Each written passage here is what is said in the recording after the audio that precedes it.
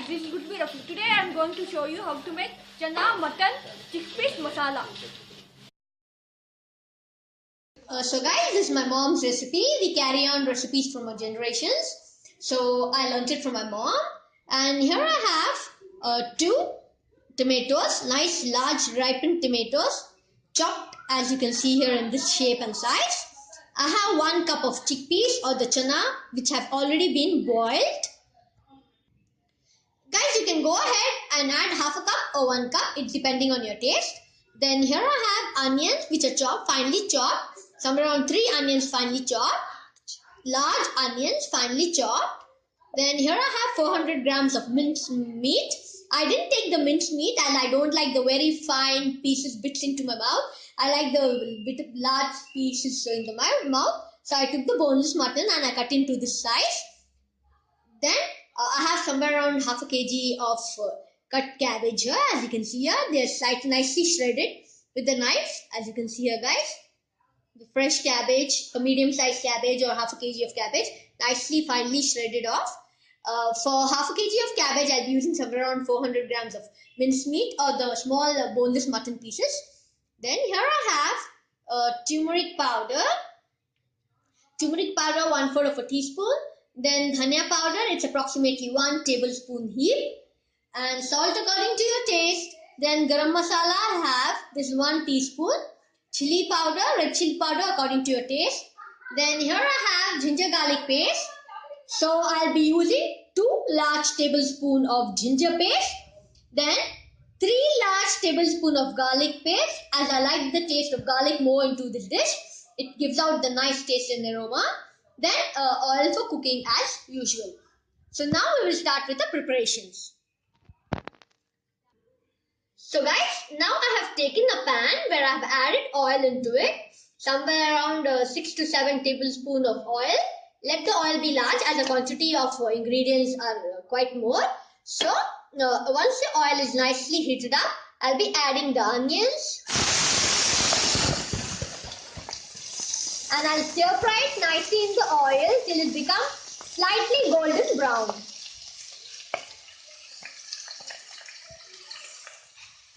Now I'll be stir frying it nicely in the oil till it becomes slightly golden brown.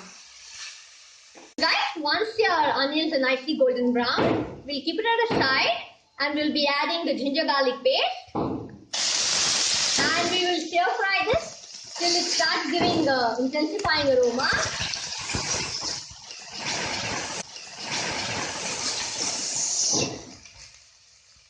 So guys, you nicely stir fry it, and then when you get the intensifying aroma, we'll be adding the dry spices.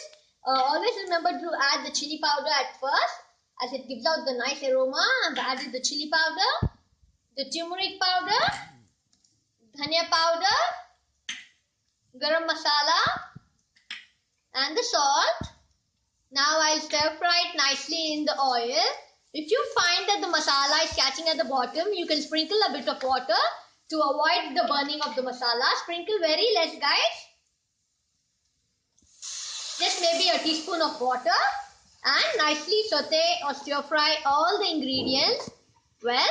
And now I'll be adding, once the ingredients are nicely sauteed and you start getting the nice aroma, the intensifying aroma, I'll be adding the mutton pieces. And now I'll cook the mutton pieces nicely so that it gives out a slimy smell and it's nicely half done, almost done, and it takes in the taste and the flavors of all the ingredients. Till then I'll be cooking this mutton. Once I stir fry the mutton pieces nicely in the oil and the masala, I'll be adding half the amount of tomatoes, and then I'll stir. Sorry guys, I will be adding all the tomatoes in the masala and stir fry them nicely. Then all what I've got to do is, if you're using minced keema, then you can just close the cap, close the lid and cook. But as my pieces are quite big, I'll be adding little bit of water. So guys, I repeat, if it's a minced meat, then you can just close the lid and prepare. As I'm putting a bit large pieces of mutton, I'll be adding some water sufficient enough to cook the mutton pieces, and then I'll be closing it with the lid. I think I've got to add some more water. be closing it with the lid for 1 to 2 whistles. Stir fry nicely. Stir fry nicely so that everything comes in the middle and doesn't catch fire.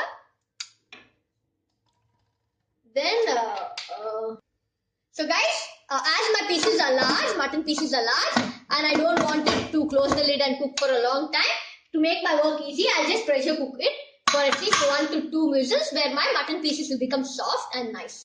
So guys, once the pressure dropped down, as I had kept it for 1 or 2 whistles, that's the pressure cook. If yours is a minced mutton, as I told you, you can just cook it with the lid.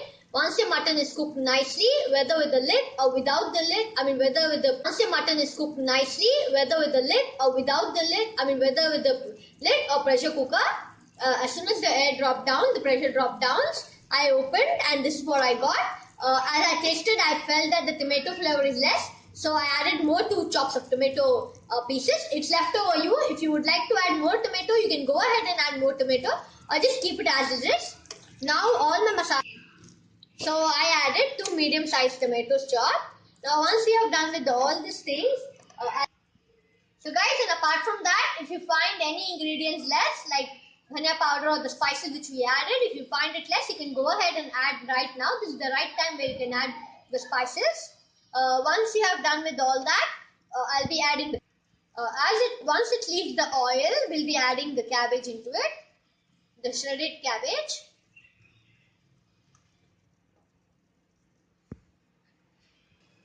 And I will nicely stir fry it in the masala so that all the ingredients get mixed up and blended up well, and I'll cook till the cabbage is done. So guys, once I stir fry it nicely in the oil for 1 to 2 minutes, then as the cabbage leaves its own water, there is no need to add water. You can directly close the lid, but still, if you want to be at the safer side, just sprinkle some water and close the lid till the whole cabbage is nicely done and prepared.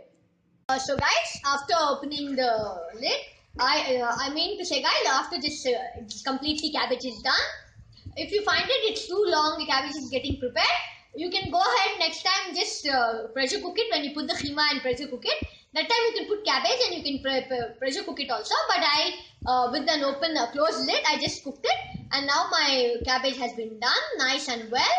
This is the time where I'll be adding the chana or the chickpeas. I didn't add this before because these are already boiled, and adding it before might make this soft and they might just break into the gravy. Now I have added the chickpeas. I'll be stirring it nice and well and cook for somewhere around 5 to 10 minutes so that all the masalas get blended into chana and cabbage and it start leaving oil from sides. So guys, here once we have added chickpeas also, you can see how delicious and scrumptious it looks. We have to mix all the ingredients, and as I told you, we have to prepare it for 10 minutes. We are done with the masala. Please guys, like my video and subscribe. Bye bye.